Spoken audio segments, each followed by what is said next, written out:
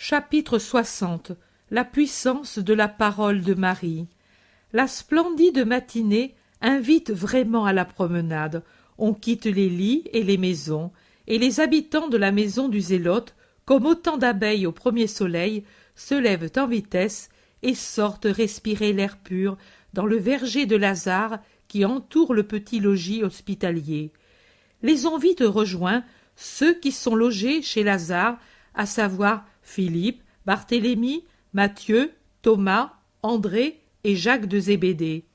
Le soleil pénètre joyeux par toutes les fenêtres et les portes grandes ouvertes, et les pièces, simples et propres, se revêtent d'une teinte dorée qui avive les couleurs des vêtements et fait briller les cheveux et les pupilles.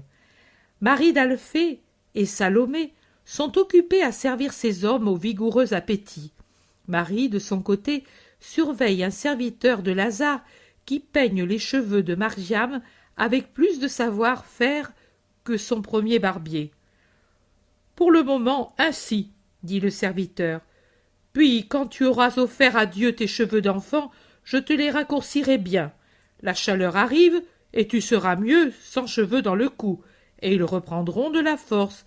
Ils sont secs et cassants, négligés. Tu le vois, Marie ? Ils ont besoin de soins. Maintenant, j'y mets de l'huile pour les tenir en place. Tu sens, mon enfant, quelle bonne odeur ? C'est l'huile qui sert à martre, amandes, palmes et moelle, avec les essences les plus fines et les plus rares. Cela fait très bien. Ma maîtresse m'a dit de conserver ce petit vase pour l'enfant. Oh, voilà. Maintenant, tu sembles le fils du roi. » Et le serviteur, qui est peut-être le barbier de la maison de Lazare, donne une tape à la joue de Margiam, salue Marie et s'en va satisfait. « Viens que je t'habille, » dit Marie à l'enfant, qui pour l'instant n'a qu'une petite tunique à manches courtes. « Je crois que c'est la chemise ou ce qui en ce temps-là en tenait lieu. À cause de la finesse du lin, je comprends qu'elle faisait partie du trousseau de Lazare, enfant. » Marie enlève le linge de bain où Margiam était enveloppée et lui passe le sous-vêtement froncé au cou et aux poignets et le vêtement de dessus rouge, de laine, au large décolleté et aux larges manches. Le lin brillant ressort très blanc au cou et aux manches de l'étoffe rouge et mate. La main de Marie a pourvu, pendant la nuit, à mettre aux mesures la longueur du vêtement et des manches, et maintenant tout va bien, surtout quand Marie lui ceint la taille avec la soyeuse bande de la ceinture qui se termine avec un pompon de laine blanche et rouge. L'enfant ne semble plus le pauvre petit qu'il était il y a quelques jours. « Maintenant, va jouer, sans te salir, pendant que je me prépare, » dit Marie en le caressant. Et il sort, en sautant, content, pour chercher ses grands amis. Le premier qui le voit, c'est Thomas. « Mais comme tu es beau, comme pour les noces, tu m'éclipses, » dit le toujours jovial Thomas, grassouillé, tranquille. Et il le prend par la main en disant « Viens, nous allons chez les femmes, elles te cherchent pour te donner la béquée. » Ils entrent dans la cuisine et Thomas fait sursauter les deux maris penchés sur les fourneaux en criant de sa grosse voix « Voici un jeune homme qui vous demande » et, en riant, il présente l'enfant qui s'était caché derrière sa robuste personne. « Oh, chérie, mais viens que je t'embrasse. Regarde Salomé comme il est bien !» s'exclame Marie d'Alphée. « C'est vrai, maintenant il n'a plus qu'à devenir plus robuste, mais moi j'y penserai. Viens que je t'embrasse moi aussi, » répond Salomé. « Mais Jésus le confie au berger, » objecte Thomas. « Jamais de la vie, en cela mon Jésus se trompe. Que voulez-vous et que savez-vous faire, vous les hommes? Vous disputez, car soit dit en passant, vous êtes plutôt querelleurs, comme les chevreaux qui s'aiment, mais qui se donnent des coups de corne. Manger, parler, avoir 1000 besoins, et prétendre que le maître ne pense qu'à vous, autrement vous boudez. Les enfants ont besoin des mères, n'est-ce pas? Comment t'appelles-tu? Margiam. Ah bon? Mais ma Marie bénie pouvait te donner un nom plus facile. C'est presque le sien, s'exclame Salomé. Oui, mais le sien est plus simple. Il n'y a pas ces 3 consonnes au milieu. 3, cela fait trop. L'Iscariote est entré et dit « Elle a pris le nom exact pour ce qu'il veut dire, conforme à l'ancienne langue. » C'est bien, mais c'est difficile, et moi j'en enlève une et je dis Marziam.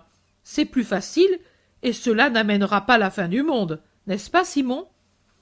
Pierre, qui passe devant la fenêtre et qui parle avec Jean d'Andorre, s'avance et dit « Que veux-tu » ? Je disais que l'enfant, moi je l'appelle Marziam, c'est plus facile. Tu as raison, femme. Si la mère me le permet, je l'appelle ainsi, moi aussi. Mais comme tu es bien, et moi aussi, et regardez. En effet, il est bien brossé, les joues rasées, les cheveux et la barbe bien peignés, pommadés, le vêtement sans faux plis, des sandales qui semblent neuves tant elles sont propres et astiquées avec je ne sais quoi. Les femmes l'admirent et lui rit content. L'enfant a fini son repas et sort pour aller trouver son grand ami qu'il appelle toujours Père. Voici Jésus qui arrive de la maison de Lazare avec Lazare lui-même, et il dit à l'enfant qui accourt à sa rencontre « La paix entre nous, Marziam, donnons-nous le baiser de paix. » Lazare, salué par l'enfant, le caresse et lui donne une douceur. Tous se réunissent autour de Jésus, et aussi Marie, habillée d'un vêtement de laine de couleur turquoise sur lequel est drapé un manteau plus foncé, vient en souriant vers son fils. « Alors, nous pouvons aller, dit Jésus. Toi, Pierre, avec la mère et l'enfant, si tu tiens à faire l'achat, même maintenant que Lazare y a pourvu. Mais certainement, et puis je pourrais dire que pour une fois j'ai pu accompagner ta mère. Grand honneur. Et alors, vas-y. Toi, Simon, tu vas m'accompagner chez tes amis les lépreux. Simon le Zélote répond « Vraiment, maître, alors si tu le permets, je cours devant, les rassembler, tu me rejoindras, tu sais bien où ils se trouvent. » C'est bien, vas-y, que les autres fassent ce qui leur plaît. Vous êtes tous libres jusqu'à mercredi matin. À l'heure de tierce, tout le monde à la porte dorée. « Moi je viens avec toi, maître, » dit Jean. « Moi aussi, » dit son frère Jacques. « Et nous aussi, » disent les deux cousins. « Moi aussi je viens, » dit Matthieu, et avec lui André. « Et moi je voudrais bien venir, moi aussi, mais si je vais faire l'achat, je ne puis venir, » dit Pierre pris entre deux désirs. « Oui, cela peut s'arranger. D'abord, on va vers les lépreux. Pendant ce temps-là, ma mère et l'enfant vont dans une maison amie d'Ophèle. Après cela, nous la rejoignons, et tu vas avec elle pendant que moi et les autres, nous allons chez Jeanne. Nous nous retrouverons à Gethsémani pour le repas, et vers le crépuscule, nous reviendrons ici. »« Moi, si tu le permets, je vais trouver quelques amis, » dit Judas Iscariote. « Mais je l'ai dit, faites ce que vous voulez. » Thomas dit « Alors, moi j'irai chez des parents. Peut-être mon père est-il déjà venu. Dans ce cas, je te l'amène. »« Nous deux, qu'en dis-tu, Philippe?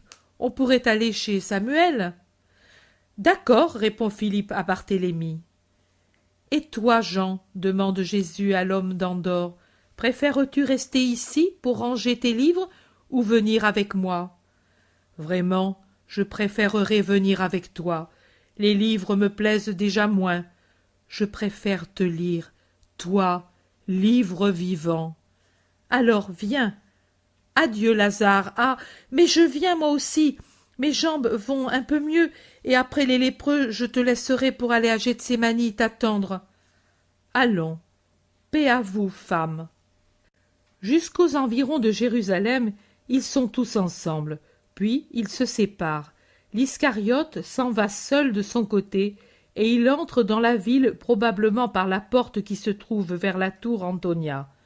Thomas, Philippe et Nathanaël font encore quelques dizaines de mètres avec Jésus et leurs compagnons, et entrent ensuite dans la ville, dans le faubourg d'Ophèle, en même temps que Marie et l'enfant.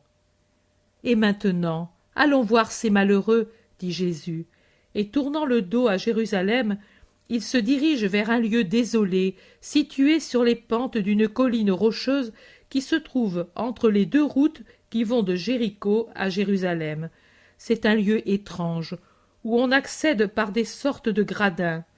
Après la première marche, on grimpe un sentier, et le premier palier est surélevé d'au moins 3 mètres au-dessus du sentier, et de même pour le second.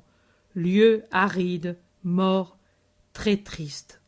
« Maître, crie Simon le Zélote, je suis ici. Arrête-toi pour que je te montre le chemin. » Et le Zélote, qui s'était adossé à la roche pour avoir un peu d'ombre, s'avance et conduit Jésus par un sentier à gradins qui va vers Gethsémani, mais séparé de celui-ci par la route qui, du mont des Oliviers, va à Béthanie. « Nous y voilà. J'ai vécu au milieu des tombeaux de Siloam, et ici se trouvent mes amis. Une partie d'entre eux, les autres sont à Ben Hinnom, mais ne peuvent venir. Ils devraient traverser la route, et on les verrait. Nous irons aussi les trouver. Merci pour eux et pour moi. Ils sont nombreux? L'hiver a tué le plus grand nombre, mais ici il y en a encore 5 de ceux auxquels j'avais parlé. Ils t'attendent. Les voilà sur le bord de leur bagne. Ils doivent être une dizaine de monstres. Je dis doivent être, car s'il y en a 5 qu'on distingue bien debout, les autres, à cause de la grisaille de la peau, de la difformité de leur visage qui émerge à peine de la pierraille, on les voit si mal qu'ils pourraient être plus ou moins de 5. Parmi eux, debout, il y a une seule femme. On ne peut l'identifier qu'à cause de ses cheveux devenus blancs et qui retombent incultes, durs et sales sur les épaules jusqu'à la ceinture. Pour le reste, rien n'indique le sexe, car la maladie très avancée en a fait presque un squelette, supprimant toute courbure féminine. Ainsi en est-il des hommes dont un seul présente un reste de moustache et de barbe. Les autres ont été rasés par la maladie destructrice. Ils crient « Jésus, notre Sauveur, aie pitié de nous !» et montrent leurs mains difformes et ulcérées. « Jésus, fils de David, aie pitié !» « Que voulez-vous que je vous fasse ?» demande Jésus en levant son visage vers ces misères. « Que tu nous sauves du péché de la maladie. » Du péché, sauve la volonté et le repentir. Mais si tu veux, tu peux effacer nos péchés, et au moins, si tu ne veux pas guérir nos corps. Si je vous dis, choisissez entre les 2 choses, laquelle voulez-vous? Le pardon de Dieu, Seigneur, pour être moins désolé. Jésus fait un signe d'approbation avec un sourire lumineux. Puis il lève les bras et crie « Soyez exaucés, je le veux !» Exaucés, ce peut être pour le péché comme pour la maladie ou pour les 2 choses. Et les 5 malheureux restent dans l'incertitude. Mais les apôtres ne sont pas incertains et ils ne peuvent s'empêcher de crier leur Hosanna en voyant la lèpre disparaître comme le flocon de neige qui tombe sur le feu. Et alors les 5 comprennent qu'ils sont exaucés complètement. Leurs cris résonnent comme une sonnerie de victoire. Ils s'embrassent entre eux et envoient des baisers à Jésus, ne pouvant se précipiter à ses pieds. Et puis ils se tournent vers leurs compagnons en disant « Et vous, vous ne voulez pas encore croire? Mais quels malheureux vous êtes !» Soyez bons, vos pauvres frères ont besoin de réfléchir. Ne leur dites rien. La foi ne s'impose pas, on la prêche par la paix, la douceur, la patience, la constance. C'est ce que vous ferez après votre purification, comme Simon l'a fait pour vous. Du reste, le miracle est déjà lui-même une prédication. Vous qui êtes guéris, allez au plus tôt trouver le prêtre. Vous les malades, attendez-nous ce soir. Nous vous apporterons des vivres. La paix soit avec vous. » Jésus descend de nouveau sur la route, accompagné par les bénédictions de tous. « Et maintenant, allons à Ben Hinnom, dit Jésus. Lazare dit, « Maître, je voudrais venir, mais je me rends compte que je ne le puis. Je vais à Gethsémani. » « Vas-y, va, Lazare, la paix soit avec toi. » Pendant que Lazare s'éloigne lentement, Jean l'apôtre dit: « Maître, je l'accompagne, il est fatigué et le chemin n'est pas très bon. Ensuite, je te rejoins à Ben Hinnom. » « Bien, vas-y. » Allons. Il passe le Cédron, côtoie le côté sud du mont Tophet et entre dans la petite vallée, toute remplie de tombeaux et d'ordures, sans un arbre, sans rien sur ce côté méridional qui fasse écran au soleil. Il darde ses rayons et enflamme la piraille de ces nouvelles terrasses d'enfer à la base desquelles fument des feux pestilentiels qui augmentent la chaleur. À l'intérieur de ces tombeaux, pareils à des fours crématoires, il y a des pauvres corps qui se consument. Siloam doit être terrible en hiver, humide comme il est, et tourné presque vers le nord, mais il doit être affreux en été. Simon le Zélote pousse un cri d'appel, et d'abord 3, puis 2, puis 1, et un autre encore viennent comme ils peuvent jusqu'à la limite qui leur est imposée. Ici, il y a 2 femmes, et l'une tient par la main une horreur d'enfant dont la lèpre a atteint particulièrement le visage. Il est déjà aveugle. Il y a un homme de noble allure malgré sa misérable condition. Il prend la parole au nom de tous. « Que soit béni le Messie du Seigneur qui est descendu dans notre géhenne pour en tirer ceux qui espèrent en lui. Sauve-nous, Seigneur, que nous ne périssions pas. Sauve-nous, Sauveur, roi de la souche de David, roi d'Israël, aie pitié de tes sujets. Ô bourgeon de la tige de Jessé, dont il est dit que quand tu viendras, il n'y aura plus de mal. Étends ta main pour recueillir ces restes de ton peuple. Fais disparaître de nous cette mort, essuie nos larmes, puisque c'est ce qu'on a dit de toi. Appelle-nous, Seigneur, à tes excellents pâturages, à tes douces eaux, car nous sommes assoiffés. Emmène-nous sur les collines éternelles, où il n'y a plus de faute, ni de souffrance. Aie pitié, Seigneur. Qui es-tu? Jean du Temple, contaminé peut-être par un lépreux, depuis peu, et tu le vois, la maladie est sur moi. Mais eux, il y en a qui attendent la mort depuis des années, et cette petite est ici depuis le temps où elle ne savait pas encore marcher. Elle ne connaît pas la création de Dieu. Tout ce qu'elle connaît, ou dont elle se souvient des merveilles de Dieu, ce sont ces tombeaux, ce soleil impitoyable et les étoiles de la nuit. Pitié pour les coupables et pour les innocents, Seigneur, notre Sauveur. Ils se sont tous agenouillés en tendant les mains.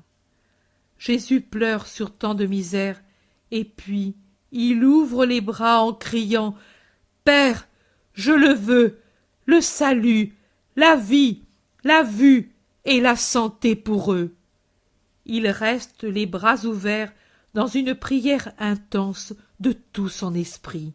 Il semble s'affiner et s'élever en priant, flamme d'amour, blanche et puissante dans la puissante lumière dorée du soleil. « Maman, je vois !»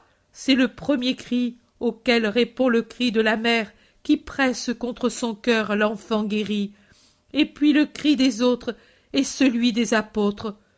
Le miracle est accompli. Toi, Jean, qui es prêtre, tu conduiras tes compagnons pour le rite.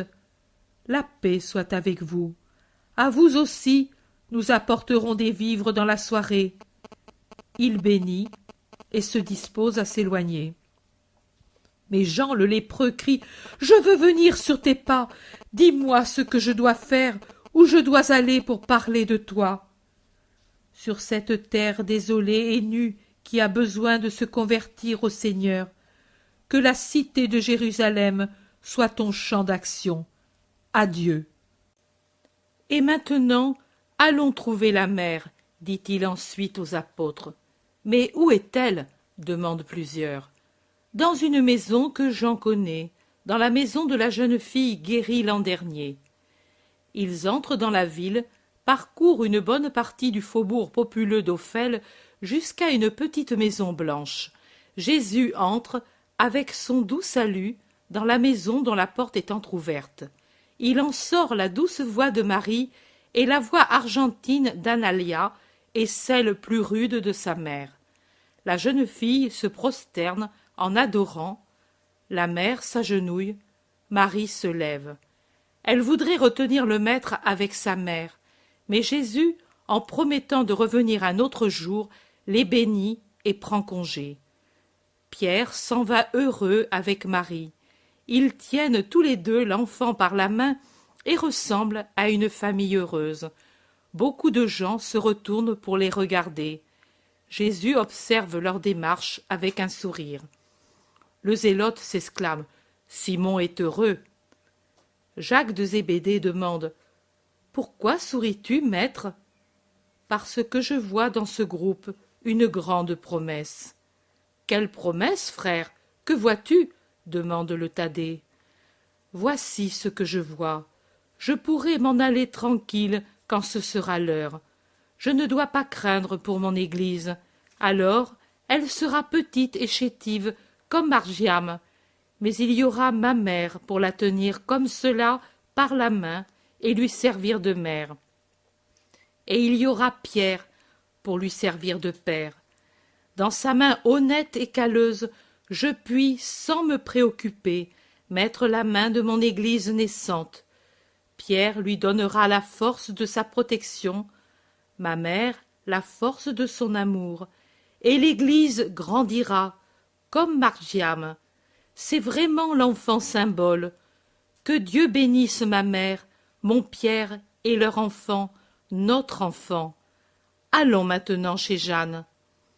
Et de nouveau, nous sommes au soir dans la petite maison de Béthanie. Plusieurs, fatigués, se sont déjà retirés, mais Pierre fait les 100 pas dans le sentier, levant très souvent la tête vers la terrasse où sont assis, parlant ensemble, Jésus et Marie. Jean d'Andorre, de son côté, parle avec le zélote assis avec lui sous un grenadier tout en fleurs. Marie a déjà beaucoup parlé, car j'entends Jésus lui dire « Tout ce que tu m'as dit est très juste, et j'en garderai présente à mon esprit la justesse. Et pour Analia aussi, je dis que ton conseil est juste. Que l'homme l'ait accueilli avec tant de promptitude, c'est bon signe. Vraiment, la haute société de Jérusalem est fermée et rancunière. Je pourrais même dire remplie d'ordures. Mais dans son petit peuple, il y a des perles dont on ignore le prix. Je suis content qu'Analia soit heureuse.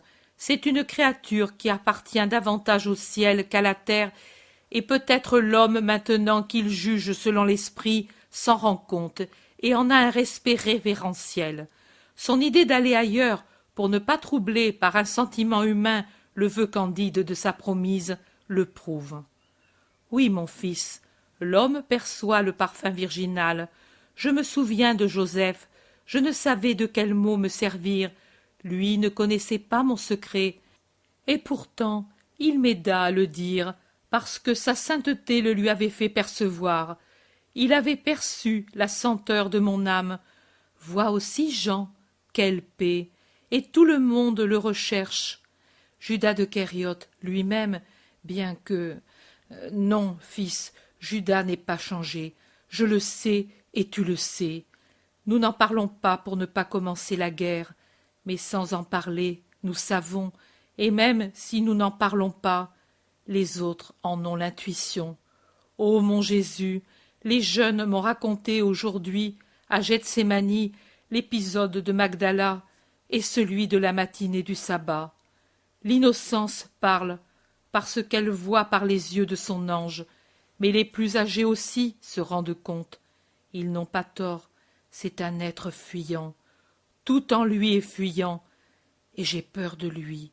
J'ai sur les lèvres les mêmes paroles que Benjamin à Magdala et que Margiam à Gethsémani, car j'ai pour Judas la même répulsion que les enfants. Ils ne peuvent tous être Jean, mais je ne le prétends pas. Ce serait le paradis sur terre alors. Mais vois, Tu m'as parlé de l'autre Jean, un homme qui a tué, mais il me fait seulement pitié. Judas me fait peur. Aime-le, mère, aime-le par amour pour moi. Oui, fils, mais mon amour ne servira pas non plus. Il sera seulement une souffrance pour moi, et pour lui une faute. Oh, pourquoi est-il entré? Il trouble tout le monde, offense Pierre, qui est digne de tout respect. Oui, Pierre est très bon. Pour lui, je ferai n'importe quoi, parce qu'il le mérite. S'il t'entendait, il dirait avec son bon sourire franc « Ah, Seigneur, ce n'est pas vrai !» Et il aurait raison. Pourquoi, mère? Mais Jésus sourit déjà, car il a compris. Parce que tu ne lui fais pas le plaisir de lui donner un fils. Il m'a dit toutes ses espérances, tous ses désirs, et tous tes refus. Et il ne t'a pas dit la raison qui les justifie? Si, il me l'a dite, et il a ajouté « C'est vrai, mais je suis un homme, un pauvre homme. Jésus s'obstine à voir en moi un grand homme, mais je sais que je suis très mesquin, et à cause de cela, il pourrait me donner un enfant. Je me suis marié pour cela, je vais mourir sans en avoir. » Pierre me montrait l'enfant qui, heureux du beau vêtement que Pierre lui avait acheté, l'avait embrassé en disant « Père aimé », et il m'a dit « Tu vois, quand ce petit être qu'il y a 10 jours je ne connaissais pas encore me parle ainsi, je me sens devenir plus moelleux que le beurre et plus doux que le miel, et je pleure, car chaque jour qui passe éloigne de moi cet enfant. » Marie se tait, observant Jésus, étudiant sa physionomie, attendant une parole. Mais Jésus a mis son coude sur son genou, sa tête appuyée sur sa main, et il regarde l'étendue verte du verger. Marie lui prend la main et la caresse et dit « Simon a ce grand désir.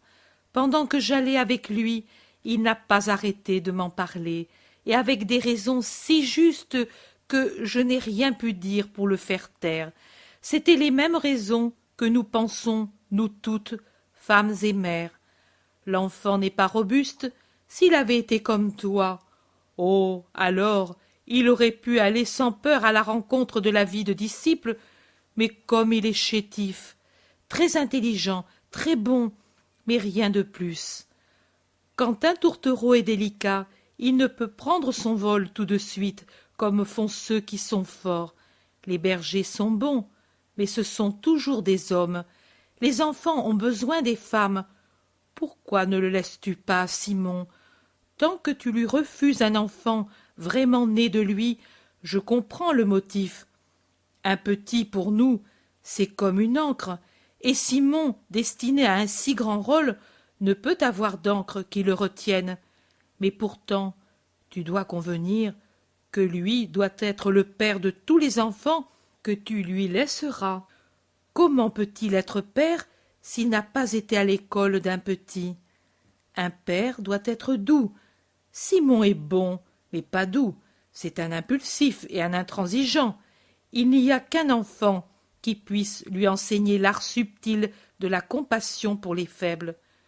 Considère le sort de Simon. C'est bien ton successeur.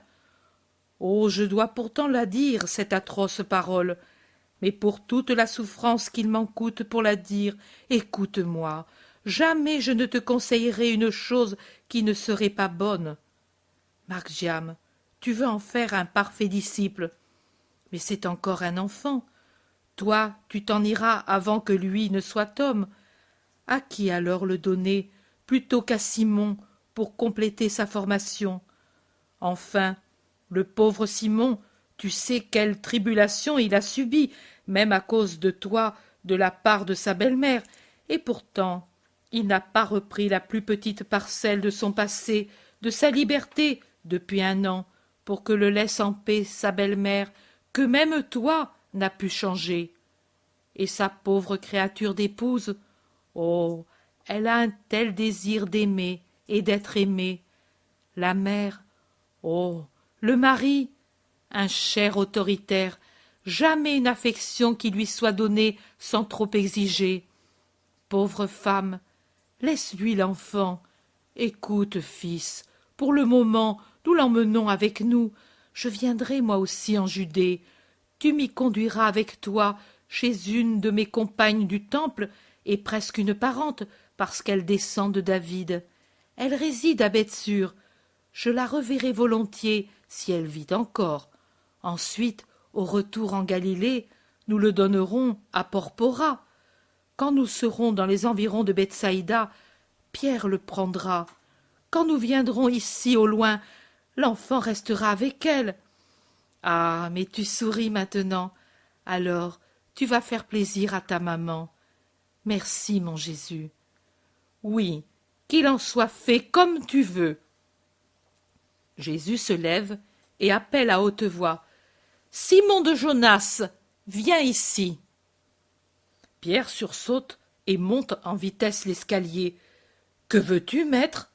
Viens ici, usurpateur et corrupteur. Moi, pourquoi? Qu'ai-je fait, Seigneur? Tu as corrompu ma mère. C'est pour cela que tu voulais être seul? Qu'est-ce que je dois te faire?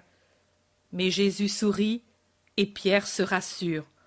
Oh, dit-il, tu m'as réellement fait peur, mais maintenant tu ris. Que veux-tu de moi, maître? Ma vie? Je n'ai plus qu'elle, puisque tu m'as tout pris. Mais si tu la veux, je te la donne. Je ne veux pas t'enlever, mais te donner. Cependant, n'abuse pas de ta victoire et ne donne pas le secret à d'autres. Homme rempli de fourberie, qui triomphe du maître avec l'arme de la parole maternelle. Tu auras l'enfant, mais Jésus ne peut plus parler, car Pierre, qui était à genoux, se redresse vivement et baise Jésus avec une telle impétuosité qui lui coupe la parole. Remercie-la, elle, pas moi, mais cependant rappelle-toi que cela doit t'aider et ne pas être pour toi un obstacle. Pierre ému. Seigneur, tu n'auras pas à regretter ton don. Ô Marie, que tu sois toujours bénie, sainte et bonne. Et Pierre, qui est retombé à genoux, pleure réellement en baisant la main de Marie. Chapitre 61. Aglaé chez le maître. Jésus rentre seul dans la maison du zélote. Le soir va descendre, tranquille et serein, après tant de soleil. Jésus se montre à la porte de la cuisine, salue, et puis monte méditer dans la pièce à l'étage supérieur, déjà préparée pour le souper. Il ne paraît pas gai, le Seigneur. Il soupire souvent, et va et vient dans la pièce. Il jette de temps à autre un regard sur la campagne environnante que l'on voit par les nombreuses portes de cette grande pièce qui forme un cube au-dessus du rez-de-chaussée.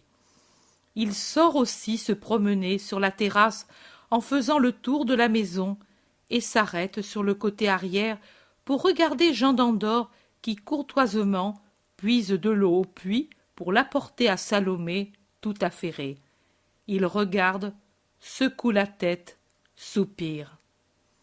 La puissance de son regard attire Jean qui se retourne pour regarder et qui demande « Maître, tu as besoin de moi ?» « Non, je te regardais seulement. »« Il est bon, Jean, il m'aide, » dit Salomé. « De cette aide aussi Dieu le récompensera. » Jésus, après ces paroles, rentre dans la pièce et s'assied. Il est tellement absorbé qu'il ne remarque pas le bourdonnement de plusieurs voix et le bruit de nombreux pas à l'intérieur du corridor d'entrée. Et puis, 2 pieds légers qui montent l'escalier extérieur et s'approchent de la pièce. C'est seulement quand Marie l'appelle qu'il lève la tête. « Fils, Suzanne est arrivée à Jérusalem avec sa famille et m'a tout de suite amené à Glarée. Veux-tu l'entendre pendant que nous sommes seuls ? » ?»« Oui, mère, tout de suite, et que personne ne monte jusqu'à ce que tout soit fini. J'espère avoir tout terminé avant le retour des autres, mais je te prie de veiller pour qu'il n'y ait pas de curiosités indiscrètes chez personne, et spécialement chez Judas de Simon. j'y veillerai soigneusement. Marie sort pour revenir peu après, tenant Aglaé par la main, non plus emmitouflée dans son manteau gris et dans son voile qui lui retombait sur le visage, non plus avec les sandales hautes et compliquées de boucles et de courroies qu'elle avait auparavant, mais toute semblable à une femme du pays, avec ses sandales plates et basses, très simples comme celles de Marie, son vêtement bleu sombre sur lequel se drape le manteau, son voile blanc qu'elle porte comme les Israélites du peuple, c'est-à-dire posé simplement sur la tête, avec un coin retombant sur les épaules, de sorte que le visage est voilé, mais pas complètement. Le vêtement commun à une infinité d'autres femmes et le fait d'être dans le groupe de Galiléens ont épargné à Aglaé d'être reconnue. Elle entre, la tête inclinée, rougissant comme la pourpre à chaque pas qu'elle fait, et je crois que, si Marie ne l'avait pas poussée doucement vers Jésus, elle se serait agenouillée sur le seuil. « Voici, fils, celle qui te cherche depuis si longtemps. Écoute-la, » dit Marie, quand elle est près de Jésus. Elle abaisse les rideaux sur les portes ouvertes et ferme celle qui est la plus proche de l'escalier. Aglaé quitte le petit sac qu'elle avait sur les épaules et puis s'agenouille aux pieds de Jésus et fond en larmes. Elle glisse jusqu'à terre et pleure, la tête appuyée sur ses bras croisés contre le sol. « Ne pleure pas ainsi, ce n'est plus le moment. Il te fallait pleurer lorsque tu étais en haine pour Dieu, pas maintenant que tu l'aimes et que tu en es aimé. » Mais Aglaé continue de pleurer. « Tu ne crois pas qu'il en est ainsi ?» Sa voix se fraye un chemin à travers les sanglots. « Je l'aime, c'est vrai, comme je sais, comme je peux, mais bien que je le sache et que je crois que Dieu est bonté, je ne puis oser espérer qu'il me donne son amour. J'ai trop péché, je l'aurai peut-être un jour, mais je dois encore tant pleurer. Pour l'instant, je suis seule dans mon amour, je suis seule. Ce n'est pas la solitude désespérée des années passées, c'est une solitude pleine du désir de Dieu et qui n'est donc plus désespérée, mais si triste, si triste. Aglaé, comme tu connais mal encore le Seigneur, ce désir que tu as de lui est pour toi une preuve que Dieu répond à ton amour, qu'il est pour toi un ami, qu'il t'appelle, qu'il t'invite, qu'il te veut. Dieu est incapable de rester inerte devant le désir de la créature, car ce désir, c'est lui qui l'a allumé dans ce cœur. Lui, créateur et seigneur de toute créature, il l'a allumé, lui, car il a aimé d'un amour privilégié l'âme qui maintenant le désire. Le désir de Dieu précède toujours le désir de la créature, car lui est le très parfait, et son amour est bien plus actif et brûlant que l'amour de la créature. Mais comment Dieu peut-il aimer la boue? Ne cherche pas à comprendre avec ton intelligence. C'est un abîme de miséricorde incompréhensible pour l'esprit humain. Mais là où l'intelligence de l'homme ne peut comprendre, comprend au contraire l'intelligence de l'amour de l'esprit. Cet amour comprend et entre avec assurance dans le mystère qui est Dieu et dans le mystère des rapports de l'âme avec Dieu. Entre, c'est moi qui te le dis, entre parce que Dieu le veut. Ô mon Sauveur, mais alors, suis-je bien pardonné? Suis-je vraiment aimé? Dois-je le croire? T'ai-je jamais menti? Oh non, Seigneur, tout ce que tu m'as dit à Hébron s'est vérifié. Tu m'as sauvé, comme tu me l'as dit par ton nom.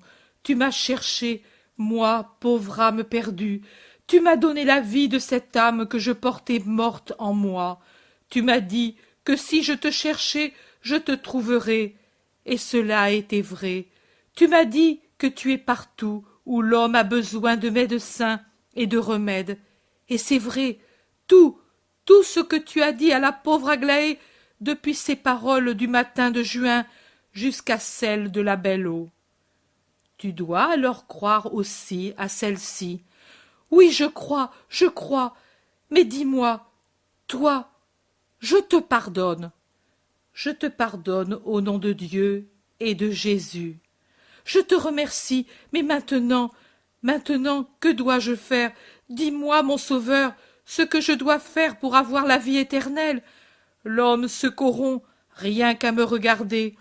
Je ne peux vivre dans la crainte continuelle d'être découverte et entourée. Durant ce voyage, je tremblais devant chaque regard d'homme. Je ne veux plus pécher, ni faire pécher. Indique-moi le chemin à suivre, quel qu'il soit. Je le suivrai. Tu vois que je suis encore forte, même avec les privations. Et même si par trop de privations je rencontrai la mort, je n'en ai pas peur. Je l'appellerai mon amie, car elle me soustraira aux dangers de la terre, et pour toujours. Parle, mon Sauveur. Va dans un lieu désert. Où, Seigneur? Où tu veux. Où te conduira ton esprit? En sera-t-il capable, mon esprit à peine formé? Oui, parce que Dieu te conduit.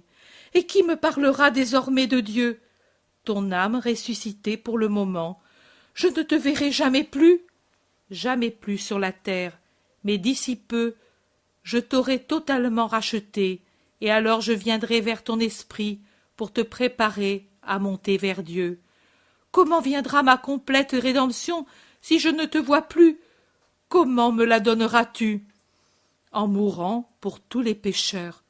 Oh non, toi, mourir, non! Pour vous donner la vie, je dois me donner la mort. C'est pour cela que je suis venu en qualité d'homme. Ne pleure pas. Tu me rejoindras sans tarder, là où je serai, après mon sacrifice et le tien. Mon Seigneur, moi aussi je mourrai pour toi? Oui, mais d'une autre manière.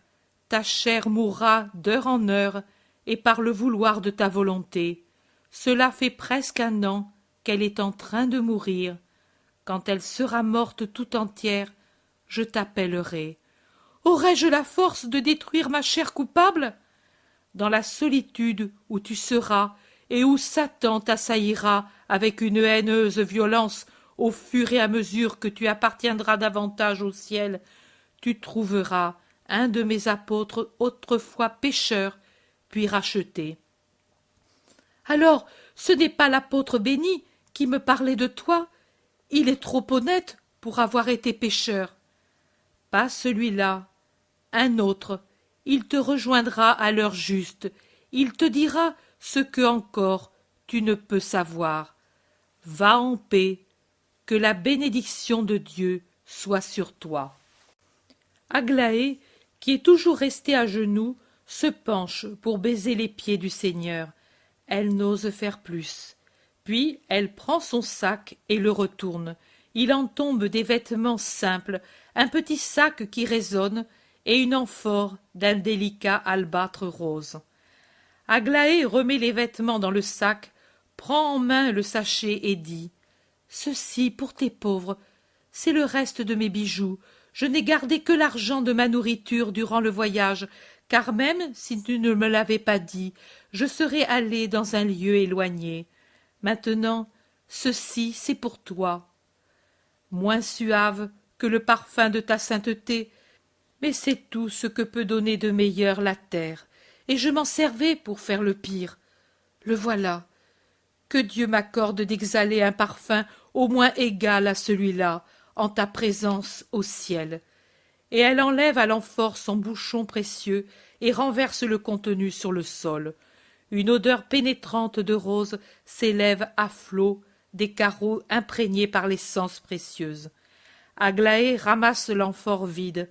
« En souvenir de cette heure, dit-elle, et ensuite elle se penche encore pour baiser les pieds de Jésus, se relève, se retire à reculons, sort, ferme la porte. On entend son pas qui s'éloigne vers l'escalier, sa voix qui échange quelques mots avec Marie, et puis le bruit des sandales sur les marches de l'escalier, et puis plus rien. D'Aglaé, il ne reste que le sachet aux pieds de Jésus et l'arôme pénétrant répandu dans la pièce.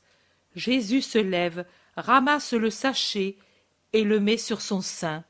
Il va vers une ouverture qui donne sur le chemin, sourit en voyant la femme qui, seule, s'éloigne avec son manteau d'Israélite en direction de Bethléem. Il fait un geste de bénédiction, et puis s'en va sur la terrasse et appelle « Maman !» Marie monte vivement l'escalier. « Tu l'as rendue heureuse, mon fils. Elle est partie courageuse et paisible. Oui, mère, quand André reviendra, envoie-le-moi avant les autres. » Quelque temps se passe, puis on entend les voix des apôtres qui reviennent. André accourt. « Maître, tu me demandes ? » « Oui, viens ici. Que personne ne le sache, mais à toi il est juste que je te le dise. André, merci, au nom du Seigneur et d'une âme. » « Merci ? De quoi ? Tu ne sens pas ce parfum ? C'est le souvenir de la femme voilée. Elle est venue, elle est sauvée. » André rougit comme une fraise, tombe à genoux et ne trouve plus une parole. À la fin, il dit « Maintenant je suis content, que le Seigneur soit béni. » « Oui, lève-toi, ne dis pas aux autres qu'elle est venue. »« Je me tairai, Seigneur. Va, écoute. Judas de Simon est-il encore là ? Oui, il a voulu nous accompagner, en disant tant de mensonges. Pourquoi agit-il ainsi, Seigneur ? Parce que c'est un garçon gâté. Dis-moi la vérité, vous vous êtes disputés ? Non, mon frère était trop heureux avec son enfant pour en avoir le désir, et les autres, tu sais, sont plus prudents. Mais certainement, dans notre cœur, nous sommes tous dégoûtés. Mais après le souper, il s'en va. D'autres amis, dit-il.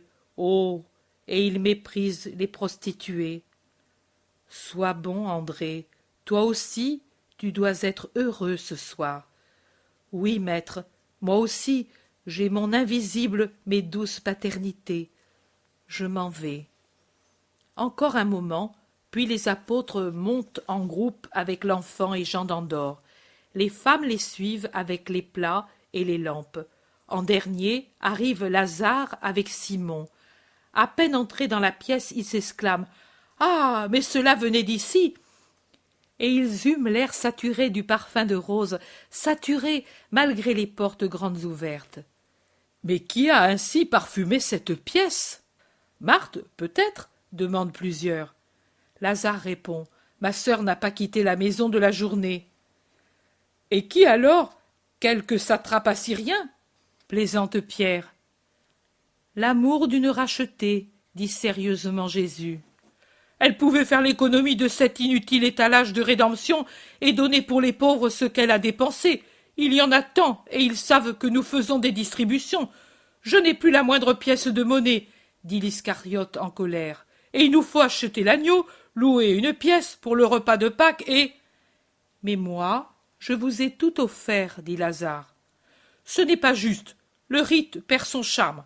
La loi dit « Tu prendras l'agneau pour toi et pour ta maison. » Elle ne dit pas « Tu accepteras l'agneau. » Barthélemy se retourne brusquement, ouvre la bouche, puis la referme. Pierre devient cramoisi par l'effort qu'il fait pour se taire, mais le zélote, qui est chez lui, se croit autorisé à parler et il dit « Tout cela, ce sont des subtilités rabbiniques. Je te prie de les laisser tomber et en échange de rester respectueux envers mon ami Lazare. » « Bravo, Simon !»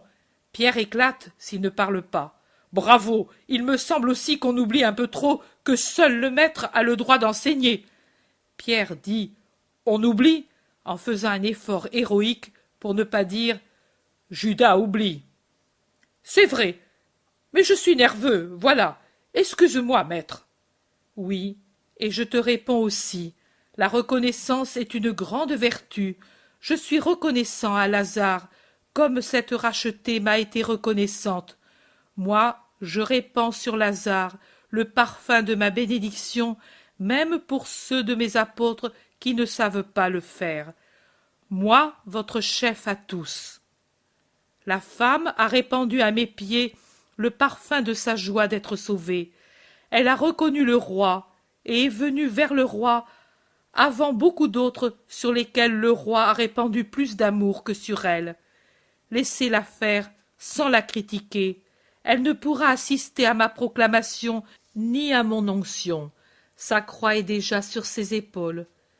Pierre, tu as dit s'il était venu ici un satrape assyrien. En vérité, je te dis que même l'encens des mages, si pur et si précieux, n'était pas plus suave, plus précieux que ceci. L'essence s'est détrempée dans les larmes, c'est pour cela qu'elle est si pénétrante. L'humilité soutient l'amour et le rend parfait. Asseyons-nous à table, amis.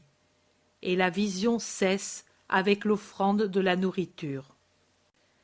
Chapitre 62. L'examen de Margiam. Ce doit être la matinée du mercredi, car la troupe des apôtres et des femmes, précédée de Jésus et de Marie, avec le petit au milieu d'eux, s'approche de la porte des Poissons. Avec eux se trouve aussi Joseph d'Arimathie, qui, fidèle à la parole donnée, est allé à leur rencontre. Jésus cherche du regard le soldat Alexandre, mais ne le voit pas. Il n'est pas là non plus aujourd'hui. Je voudrais avoir de ses nouvelles. Mais la foule est si grande qu'il n'y a pas moyen de s'adresser aux soldats. Ce serait peut-être imprudent aussi, car les Juifs sont plus intransigeants que jamais. La fête étant imminente, et à cause de la rancœur pour la capture du Baptiste, dont ils regardent aussi comme complices Pilate et ses satellites. Je comprends tout cela par les épithètes et les prises de bec qui s'échangent continuellement à la porte entre soldats et citadins, et les insultes pittoresques et peu parlementaires qui éclatent à chaque instant comme le feu d'une continuelle girandole.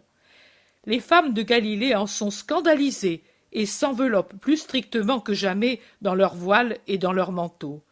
Marie rougit, mais marche avec assurance, droite comme un palmier, en regardant son fils. Jésus, de son côté, ne tente même pas de chercher à faire raisonner les Hébreux exaltés, ni de conseiller aux soldats la pitié à leur égard. Comme quelque épithète peu respectueuse s'adresse aussi au groupe des Galiléens, Joseph d'Arimathie se présente devant, auprès de Jésus, et la foule qui le connaît se tait par respect pour lui. On franchit finalement la porte des Poissons, et ce fleuve humain qui se déverse à flots dans la ville, mêlé aux ânes et aux troupeaux, se disperse dans les rues.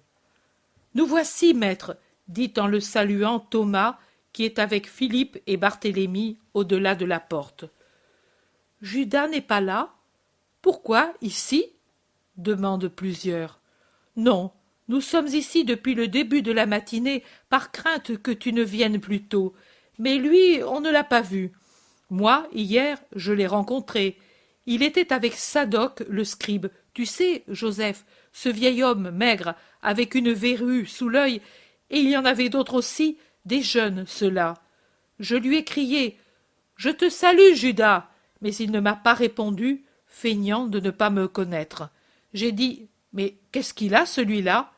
et je l'ai suivi quelques mètres. Il s'est séparé de Sadoc, avec qui il paraissait être un lévite, et il s'en est allé avec les autres de son âge, qui n'étaient sûrement pas des lévites. Et maintenant il n'est pas là. Et il savait que nous avions décidé de venir ici. Philippe ne dit rien. Barthélemy serre les lèvres au point de les supprimer, comme pour arrêter le jugement qui monte de son cœur. Pierre dit « Bien, bien. Allons-y quand même. Je ne pleurerai certainement pas son absence. » Attendons encore un peu. Peut-être a-t-il été arrêté en route, dit sérieusement Jésus. Il s'adosse au mur du côté de l'ombre, les femmes ensemble, les hommes formant un autre groupe. Ils sont tous en habits de fête. Pierre est vraiment en tenue luxueuse. Il arbore une coiffure toute neuve, blanche comme la neige, et que tient un galon brodé rouge et or.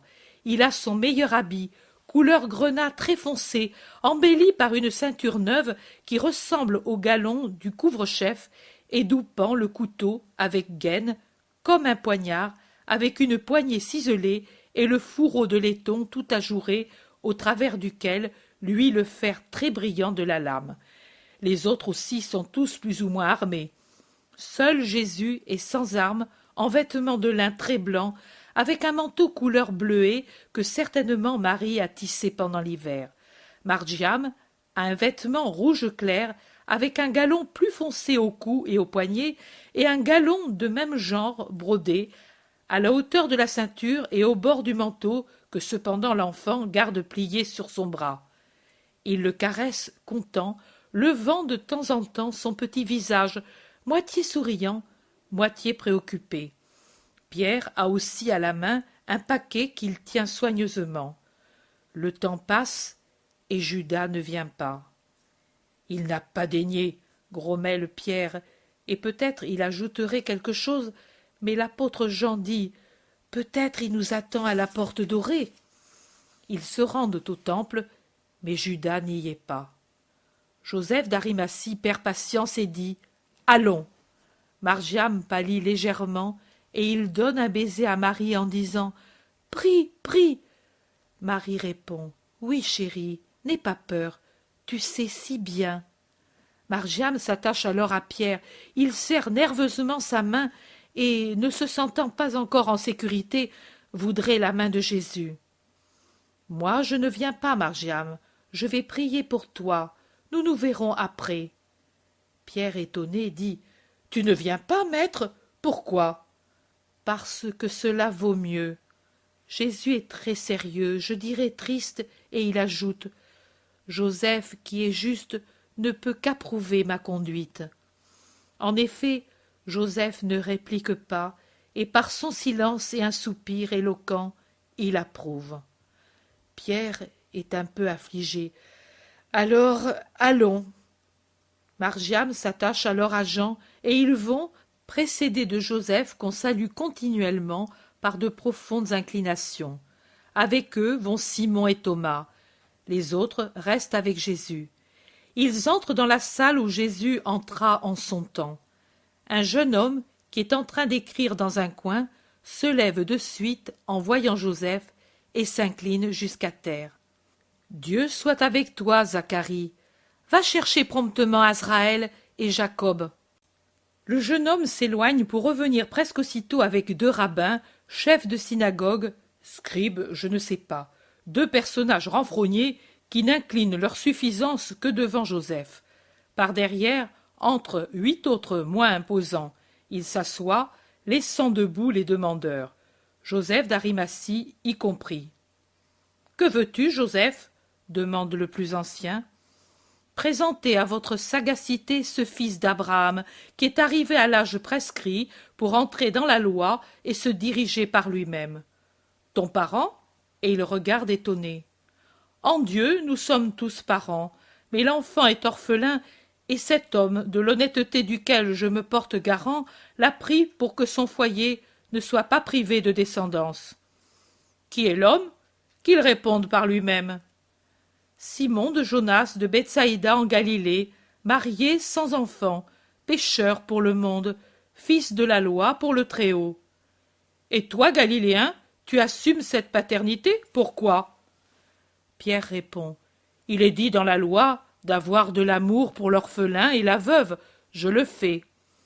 Mais celui-ci peut-il connaître la loi au point de mériter de...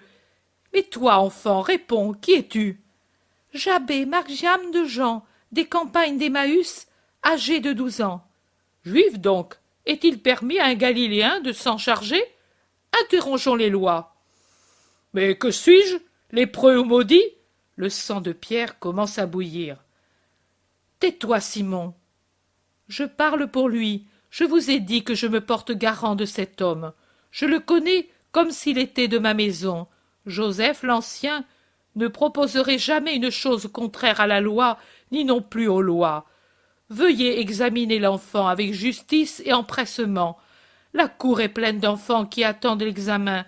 Ne l'embinez pas par amour pour tous. » « Mais qui prouve que l'enfant a 12 ans et qu'il a été racheté au temple ? » « On peut le prouver par les Écritures. Recherche ennuyeuse, mais que l'on peut faire. Enfant, tu m'as dit que tu es l'aîné ? » « Oui, Seigneur, tu peux le voir, puisque j'ai été consacré au Seigneur et racheté avec la taxe imposée. »« Cherchons alors ces attestations, » dit Joseph. Inutile, répondent sèchement les deux chicaneurs. Viens ici, enfant. Dis le décalogue. Et l'enfant le récite avec assurance. Donne-moi ce rouleau, Jacob. Lis, tu sais lire? Où, Rabbi? Où tu veux, à l'endroit sur lequel ton œil tombe, dit Azraël. Non, ici, donne-le-moi, dit Jacob. Il ouvre le rouleau jusqu'à un endroit donné, puis il dit ici. Alors il leur dit secrètement: bénissez le Dieu du ciel et louez-le en présence de tous les vivants, car il a usé de miséricorde envers vous. Certainement il est bien de tenir caché le secret du roi, mais pourtant il est honorable de révéler. Assez, assez. Qu'est-ce que c'est? Demande Jacob en montrant les franges de son manteau. Les franges sacrées, Seigneur, nous les portons pour nous rappeler les commandements du Seigneur Très-Haut. Est-il permis à un Israélite de manger n'importe quelle viande? Demande Azraël. Non, Seigneur, seulement celles qui sont déclarées pures. Dis-moi les préceptes. Et docilement, l'enfant attaque la litanie des « tu ne feras pas ». Assez, assez. Pour un Galiléen, tu en sais presque trop. Homme, il t'appartient de jurer que ton fils est majeur. Pierre, avec la meilleure grâce dont il est encore capable après tant d'impolitesse, prononce son petit discours paternel. Comme vous l'avez remarqué, mon fils, arrivé à l'âge prescrit, est capable de se diriger, connaissant la loi, les préceptes, les coutumes, les traditions, les cérémonies, les bénédictions et les prières. Par conséquent, comme vous l'avez constaté, sa majorité peut être demandée par moi et par lui. Vraiment, cela devait être dit d'abord par moi, mais ici les coutumes ont été violées, et non par nous Galiléens, et l'enfant a été interrogé avant le père. Mais maintenant je vous dis, étant donné que vous l'avez reconnu capable, à partir de ce moment, je ne suis plus responsable de ses actions, ni devant Dieu, ni devant les hommes. Passez à la synagogue. Le petit cortège passe à la synagogue entre les visages hargneux des rabbins que Pierre a remis en place. Devant les pupitres et les lampes, Margiam subit la coupe des cheveux que l'on raccourcit depuis les épaules jusqu'aux oreilles. Puis Pierre, qui a ouvert son petit paquet, en tire une belle ceinture de laine rouge avec des broderies jaune or.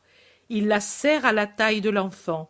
Puis pendant que les prêtres lui attachent au front et au bras des bandelettes de cuir, Pierre s'affaire à fixer au manteau que Margiam lui a passé les franges sacrées. Il est bien ému, Pierre, quand il entonne la louange au Seigneur. La cérémonie est finie.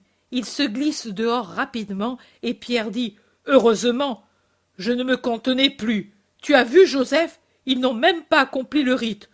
Peu importe. Toi, mon fils, tu as quelqu'un qui te consacre. Allons prendre un petit agneau pour le sacrifice de louange au Seigneur. Un petit agneau tendre comme toi. Je te remercie, Joseph. Toi, dis aussi merci à ce grand ami. Sans toi, il nous aurait traités très mal. Simon, je suis content d'avoir été utile à un juste comme toi, et je te prie de venir à ma maison de Bézéta pour le banquet. Avec toi, tous, c'est naturel. Allons le dire au maître. Pour moi, c'est trop d'honneur, dit l'humble Pierre, mais son visage rayonne de joie. Il traverse de nouveau les cours et les atriums jusqu'à la cour des femmes où toutes félicitent Margiam. Puis les hommes passent dans l'atrium des Israélites où se trouve Jésus avec les siens. Ils sont tous unis en une même communion de bonheur, et pendant que Pierre va sacrifier l'agnelet, il se dirige à travers les portiques et les cours jusqu'à la première enceinte. Comme il est heureux, Pierre, avec son enfant, parfait Israélite désormais, au point de ne pas voir la ride qui barre le front de Jésus, au point de ne pas remarquer le silence plutôt accablant de ses compagnons. Quand l'enfant à la question rituelle sur ce qu'il a l'intention de faire plus tard déclare « Je serai pécheur, comme mon père », c'est seulement là, dans la salle de la maison de Joseph, qu'à travers ses larmes, Pierre se souvient et comprend. Pierre dit « Pourtant, Judas a mis une goutte de poison dans cette fête, et tu en es meurtri, maître. et les autres en sont attristés. Pardonnez-moi, tous, si je ne m'en suis pas rendu compte plus tôt. Ah, ce Judas! Je crois que son soupir se trouve dans tous les cœurs, mais Jésus, pour enlever le poison, s'efforce de sourire et dit « Ne te tourmente pas, Simon, il ne manque que ton épouse à la fête. Et je pensais aussi à elle, si bonne et toujours sacrifiée. Mais bien vite, elle aura sa joie inattendue, et qui sait comment bien accueillie. Pensons au bien qu'il y a dans le monde. Viens. Alors Margiam a très bien répondu, je le savais d'avance. Joseph rentre après avoir donné des ordres aux serviteurs. Je vous remercie tous, dit-il, de m'avoir rajeuni par cette cérémonie et de me faire l'honneur d'avoir dans ma maison le maître, sa mère, les parents, et vous, chers disciples. Venez au jardin, il y a de l'air et des fleurs. Et tout prend fin. Chapitre 63. La veille de Pâques au temple. La veille de Pâques, seul avec ses disciples, car les femmes ne sont pas avec le groupe, Jésus attend le retour de Pierre qui a emmené l'agneau pascal à son sacrifice. Pendant qu'ils attendent et que Jésus parle à l'enfant de Salomon, voilà Judas qui traverse la grande cour. Il est avec un groupe de jeunes et il parle avec de grands gestes grandiloquents en prenant des poses inspirées. Son manteau ne cesse de s'agiter et lui se drape avec des poses avantageuses. Je crois que Cicéron n'était pas plus pompeux quand il prononçait ses discours. Thaddée dit « Regarde là-bas, Judas !» Philippe observe « Il est avec un groupe de Saphoréens. » Et Thomas dit « Je vais écouter ce qu'il dit » et il va sans attendre que Jésus exprime son refus prévisible. Jésus, oh, quel visage a Jésus! Il exprime une vraie souffrance et un sévère jugement. Margiam, qui le regardait jusqu'alors, pendant qu'avec douceur et une légère tristesse il lui parlait du grand roi d'Israël, voit ce changement et s'en épouvante presque. Il secoue la main de Jésus pour le rappeler à lui, et il dit « Ne regarde pas, ne regarde pas, regarde vers moi qui t'aime bien !» Thomas réussit à rejoindre Judas sans être vu de lui et le suit pendant quelques pas. Je ne sais ce qu'il lui entend dire. Je sais qu'il pousse à l'improviste une exclamation de tonnerre qui fait se retourner plusieurs personnes, et spécialement Judas, qui devient blême de rage. « Mais que de rabbins à Israël! Je me félicite avec toi, nouvelle lumière de sagesse! Je ne suis pas une pierre, mais une éponge, et j'absorbe, et quand le désir de ceux qui sont affamés de sagesse le réclame, voilà que je me presse pour me donner avec tous mes sucs vitaux. » La parole de Judas est ampoulée et méprisante. « Tu sembles un écho fidèle, mais l'écho pour subsister doit rester près de la voix. Autrement, il meurt, ami. Toi, il me semble que tu t'en éloignes. Il est là. Tu ne viens pas ?» Judas devient de toutes les couleurs, avec le visage haineux et répugnant de ses pires moments. Mais il se domine et il dit « Je vous salue, ami. Me voici avec toi, Thomas, mon cher ami. Allons tout de suite vers le maître. Je ne savais pas qu'il était au temple.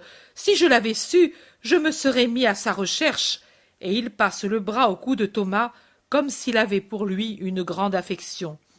Mais Thomas, tranquille, mais pas niais, ne se laisse pas embobiner par ses protestations, et il demande un peu sournois « Comment ? Tu ne sais pas que c'est Pâques, et tu penses que le maître n'est pas fidèle à la loi ? Oh, jamais! Mais l'an passé, il se montrait et il parlait. Je me souviens justement de ce jour. Il m'a attiré par sa violence royale. Maintenant, il me semble être quelqu'un qui a perdu sa vigueur. Ne te semble-t-il pas ? À moi, non. Il me semble quelqu'un qui a perdu confiance. En sa mission. Voilà, tu dis bien. Non, tu comprends mal. Il a perdu confiance dans les hommes, et tu es un de ceux qui y contribuent. Honte à toi! Thomas ne rit plus. Il est sombre, et son honte à toi est cinglant comme un coup de fouet. Attention à tes paroles, dit l'Iscariote menaçant. Attention à ta conduite. Ici nous sommes deux juifs, sans témoins, et c'est pour cela que je parle, et je te redis, honte à toi. Et maintenant tais-toi, ne fais pas le tragique ni le pleurnicheur, car autrement je parle devant tous. Voilà le maître là-bas et les compagnons. Remets-toi. La paix à toi, maître. La paix à toi, Judas de Simon. Il m'est si doux de te trouver ici. J'aurais à te parler. Parle. Tu sais, je voulais te dire, ne peux-tu m'entendre à part? Tu es parmi les compagnons. Mais je voulais te parler, à toi seul. À Béthanie, je suis seule avec qui me veut et me cherche. Mais tu ne me cherches pas. Tu me fuis. Non, maître, tu ne peux pas le dire. Pourquoi, hier, as-tu offensé Simon, et moi avec lui, et avec nous Joseph d'Arimathie, tes compagnons, et ma mère, et les autres? Moi? Mais je ne vous ai pas vus. Tu n'as pas voulu nous voir. Pourquoi n'es-tu pas venu comme c'était convenu, afin de bénir le Seigneur pour un innocent accueilli dans la loi? Réponds. Tu n'as même pas éprouvé le besoin de prévenir que tu ne serais pas venu. Voici mon père, crie Margiam, qui aperçoit Pierre de retour avec son agneau égorgé, éventré, enveloppé dans sa peau. Oh, avec lui il y a Michée et les autres. J'y vais. Je puis aller à leur rencontre pour avoir des nouvelles du vieux père? Va, fils, dit Jésus en le caressant, et il ajoute en touchant l'épaule de Jean d'Andorre. Je t'en prie, accompagne-le et retiens-les un peu. Il se tourne de nouveau vers Judas. Réponds donc, j'attends. Maître, une nécessité imprévue, inéluctable, j'en ai souffert, mais... Mais il n'y avait pas dans tout Jérusalem quelqu'un qui pût apporter ton excuse en admettant que tu en avais une, et c'était déjà une faute. Je te rappelle que récemment un homme s'est dispensé d'ensevelir son père pour me suivre, et que mes frères ont au milieu des anathèmes quitté la maison paternelle pour me suivre, et que Simon et Thomas, et avec eux André, Jacques, Jean, Philippe et Nathanaël ont quitté leur famille, et Simon le Cananéen sa fortune pour me la donner, et Matthieu le péché pour me suivre. Et je pourrais continuer en te citant sans nom. Il en est qui ont quitté la vie elle-même, pour me suivre au royaume des cieux. Mais puisque tu manques à ce point de générosité, sois au moins poli. Tu n'as pas la charité, mais respecte au moins les convenances. Imite, puisqu'il te plaise, les pharisiens faux qui me trahissent, qui nous trahissent en se montrant polis. Ton devoir était de te réserver pour nous hier, pour ne pas offenser Pierre, et j'exige qu'il soit respecté de tous. Mais au moins, tu devais prévenir. Je me suis trompée, mais maintenant je suis venue exprès à ta recherche pour te dire que, toujours pour la même raison, je ne puis venir demain. Tu sais, j'ai des amis de mon père et je... Assez. Va donc avec eux. Adieu. Maître, tu es en colère contre moi? Tu m'as dit que tu me servirais de père. Je suis un étourdi, mais un père pardonne. Je te pardonne, oui, mais va-t'en. Ne fais pas attendre plus longtemps les amis de ton père, comme moi je ne fais pas attendre davantage les amis du saint Jonas. Quand quitteras-tu Béthanie? À la fin des azymes. Adieu. Jésus tourne le dos et va vers les paysans qui sont en extase devant Margiam si différent. Il fait quelques pas et puis s'arrête à cause de la réflexion de Thomas. Par Yahvé, il voulait te voir dans ta violence royale, tu l'as servi. Je vous prie d'oublier tous l'incident comme je m'efforce de le faire moi-même, et je vous ordonne le silence avec Simon de Jonas, Jean d'Andorre et le Petit. Pour des motifs que votre intelligence est en mesure de comprendre, il convient de ne pas les contrister ni les scandaliser. Et silence à Béthanie avec les femmes, il y a ma mère, souvenez-vous-en. Sois tranquille, maître. Nous ferons tout pour réparer. Et pour te consoler, oui, disent tous ceux qui sont là. Merci. Oh, la paix à vous tous. Isaac vous a trouvé, j'en suis heureux. Jouissez en paix de votre Pâque. Mes bergers seront autant de bons frères avec vous.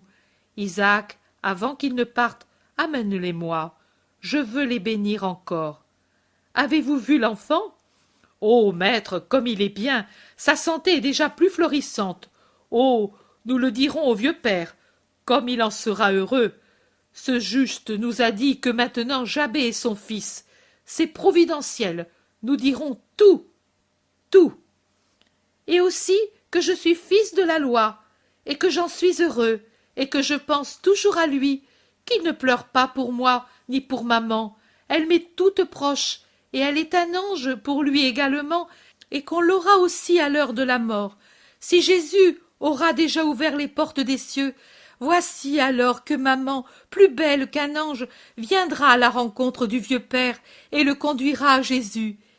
Il l'a dit, lui. Vous le lui direz. Saurez-vous bien le dire? Oui, Jabé. Non, maintenant je m'appelle Margiam. Ce nom, c'est la mère du Seigneur qui me l'a donné. C'est comme si on disait son nom. Elle m'aime tant.